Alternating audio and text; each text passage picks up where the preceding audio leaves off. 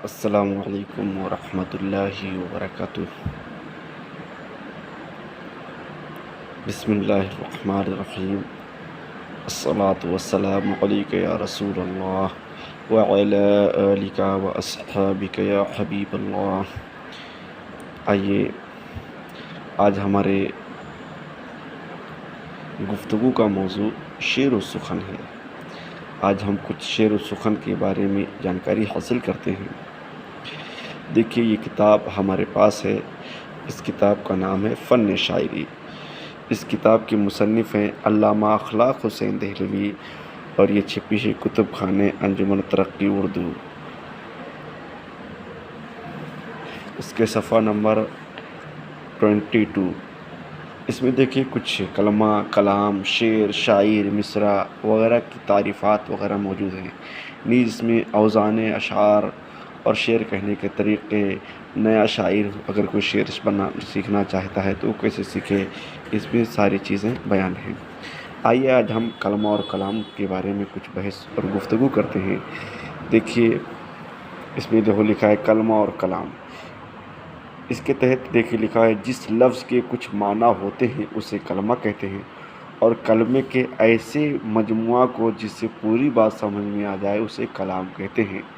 آپ اگر کچھ پڑھے ہوں گے تو آپ جانتے ہی ہیں کہ اگر بات کہنے والا بات کہہ کر خاموش ہو جائے، اگر اس سے کچھ خبر یا طلب معلوم ہو تو اسے پتہ چلے گا کہ یہ پورا جملہ اور کلام ہے۔ اس کو ایک اور اصطلاح کہا جاتا ہے کہ اگر اس کے اندر مسند اور مسند الیہ موجود ہے تو سمجھ لو کلام پورا ہے، اور اگر ان میں سے کوئی ایک چیز کی کمی ہے تو کلام نامکمل ہے۔ ٹھیک، جیسے زید کھڑا ہے، تو زید کھڑا ہے تو زید ہو گیا مسند الیہ، اور کھڑا ہے یہ مسند ہے۔ تو اسی طرح زید کو بکر کو مارا، تو زید نے بکر کو مارا، تو زید اس میں ہو گیا مسند الیہ، اور مارا یہ ہو گیا مسند۔ تو اس طریقے سے جب مسند اور مسند الیہ کلام میں پایا جائے گا تو سمجھ لو کلام مکمل ہے۔ اب یہ چونکہ مسند الیہ آدمی کے سمجھنے کے لیے دقت ہے، اس کو آسانی کے لیے اس طور پر کہا جاتا ہے کہ اگر کہنے والا کہہ کر خاموش ہو جائے، اگر بات مکمل سمجھ میں آ جائے کہ کوئی چیز مانگ رہا ہے یا کوئی چیز کے بارے میں خبر دے دیا ہے تو سمجھ لو بات مکمل، ورنہ مکمل نہیں۔ تو یہ ہو گئی کلمہ اور کلام، یعنی کلمہ ایک ایک لفظ ٹکڑے ٹکڑے کو کہتے ہیں، جیسے زید، بکر، خالد، مارا پیٹا، رویا گایا، یہ سب ہے کلمہ۔ اور کلام مطلب ہے کہ پورے کئی کلمے سے مل کر کے کم از کم 3 کلمہ اردو میں ہوتے ہیں، کم سے کم 3 کلمہ سے مل کر کے ایک کلام بنتا ہے اردو میں، جبکہ عربی میں 2 ہی لفظ سے مرکب ہو کر کلام بن جاتا ہے۔ ٹھیک ہے، اب آئیے ہم شعر کی طرف پڑھتے ہیں کہ شعر کسے کہتے ہیں۔ لغت میں لفظ شعر مصدر ہے۔ لفظ شعر کیونکہ عربی زبان کا لفظ ہے، لفظ شعر مصدر ہے، جس کے معنی ہیں جاننا، جس کے معنی ہیں جاننا یا کسی چیز سے واقف ہونا۔ لیکن عام طور سے لفظ شعر مفعول کے معنی میں استعمال ہوتا ہے۔ شعر بمعنی مشعور، یعنی کہا ہوا شعر، جس کے معنی ہے جانی ہوئی چیز۔ شعر کو بیت بھی کہتے ہیں، شعر کو بیت بھی کہتے ہیں۔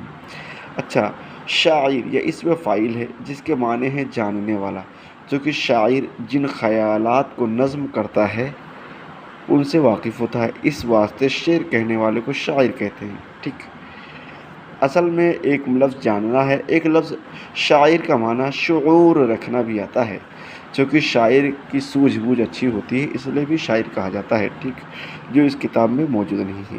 اب آئیے مصرع کسے کہتے ہیں۔ شعر کے 2 حصے ہوتے ہیں اور ہر ایک حصے کو مصرع کہتے ہیں۔ کسی ایک مصرع کو شعر نہیں کہہ سکتے بلکہ 2 مصرعے کے مجموعے کو شعر کہتے ہیں۔ ٹھیک، جس کے تحت کچھ چیزیں ضروری ہوتی ہیں۔ ابھی میں آج اتنے ہی پر اپنی ویڈیو ختم کرتا ہوں، انشاءاللہ پھر بعد میں دوبارہ موقع ملا تو انشاءاللہ ضرور کوشش کریں گے۔ السلام علیکم۔